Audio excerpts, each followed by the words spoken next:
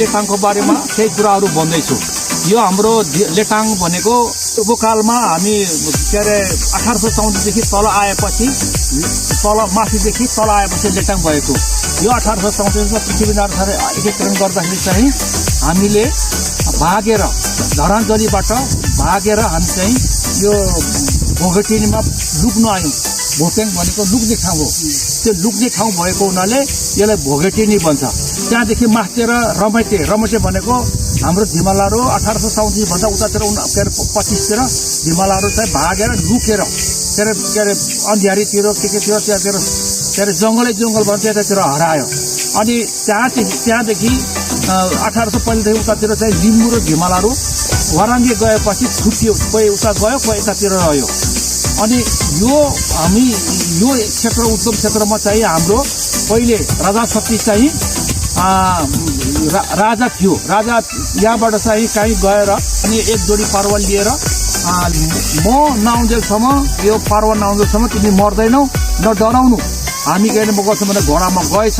वहाँ गएपछि लगेको एक जोडी सेतो पारुवा चाहिँ त्यहाँ कति दिनपछि कट्टै उडाइदिएपछि त्यो पारुवा यहाँ आएपछि रानीलाई अब ल राजा चाहिँ मरेछ यहाँबाट चाहिँ के अरे पारुवा आएपछि मर्छ भन्ने कुराहरू भनेको थियो। ल राजा त मरेछ भनेर रानीलाई चाहिँ सती जानलाई चाहिँ त्यहाँबाट सती गए रानी।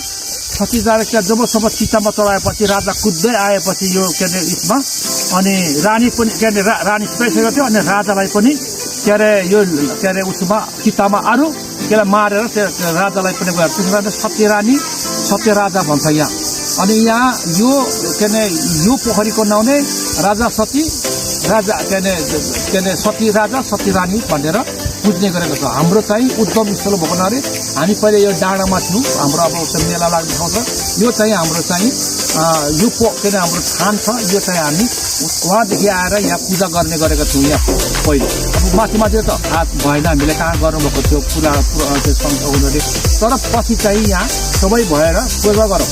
1834 एकीकरण गरेर के अरे हिमालयहरूलाई यता माल दिएर के अरे लिम्बुहरूलाई टिपोट दिएपछि अनि हामीलाई झाडेर त्यसपछि हामी कोही यहाँ लक्ष्मी थान अनि यता के अरे यतातिर कामत बनाउँदै तल अनि हराइचा मौजा रामो धिमालाई दिएर हामी चाहिँ उतातिर बढ्दै हिँड्दै अनि हामी तर आउँदा चाहिँ हामी पहिले चाहिँ पूर्व हिमालधुरा हुँदै राजा सती र राजा रानीको के अरे हाम्रो पूजामा चाहिँ यो लेटाङ हिमाल डाँडा के अरे जुन अहिले लेखेको छ त्यहाँ चाहिँ पूजा गर्ने थियो। यो चाहिँ हाम्रो हिमालयको उद्गम स्थल हो।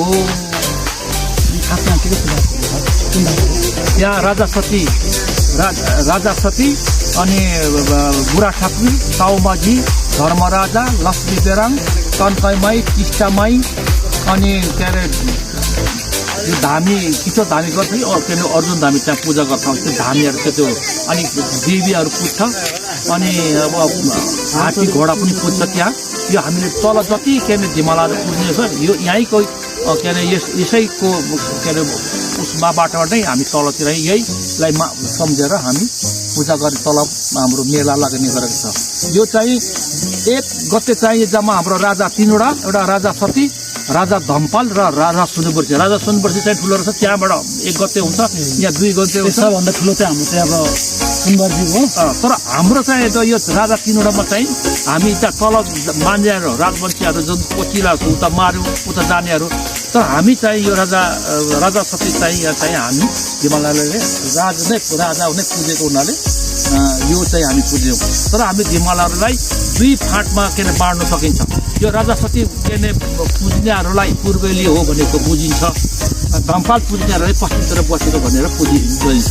अनि तल राजा सती भनेर उतातिर जनकटा के उतातिर राजा सती मान्छ उतातिर हाम्रो धामीहरू नै थियो। यो सबै हाम्रो धामीहरूले गरेको हो। यो पहिलो हुलाका मार्ग दोस्रो हुलाका मार्गदेखि हाम्रो हिमालयहरूको जङ्गल अवस्थामा यो चाहिँ हाम्रो चर्ने ठाउँ हो। सबभन्दा ठुलो चाहिँ हाम्रो चाहिँ मेन भनेको चाहिँ पहिलो सुनबर्सी पछि के अरे राजा सती लेटाङको राजा सती अनि धामपाल 10 गते त्यहाँ लाग्छ।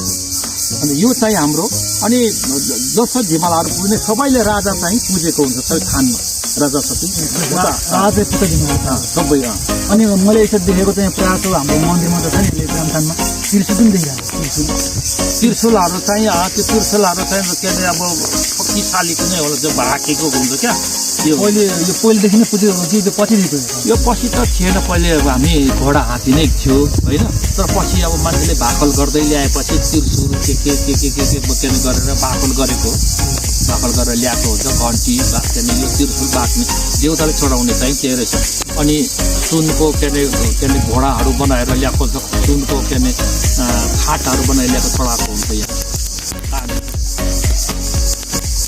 तपाईँले भन्नुभयो नि के अरे यो 40 किसिमको चाहिँ छ भन्नुभयो सुनखरी यहाँ हाम्रो यो जबसम्म यहाँ जङ्गल भएपछि यहाँ सुनखरी र यहाँ त्यहाँ पुतली हुन्छ पुतली पनि यहाँ धेरै किसिमको वर्षमा आएपछि हजारौँ पुतलीहरू खालको पाइन्छ यहाँ होइन अनि यो सिमसार चाहिँ महिना पछि अब यहाँ त्यहाँ फुल्दैछ त्यो 2 खालको फुल्यो अर्को सालमा आएपछि अर्को फुल पाइन्छ अर्को महिनामा जति के अरे वर्ष लाग्छ उति फुलहरू यस्तो राम्रो अनि रुखहरू पनि पाइन्छ यो पनि सुनखरीहरू यो त चाहिँ सुन मात्रै फुलै फुल यो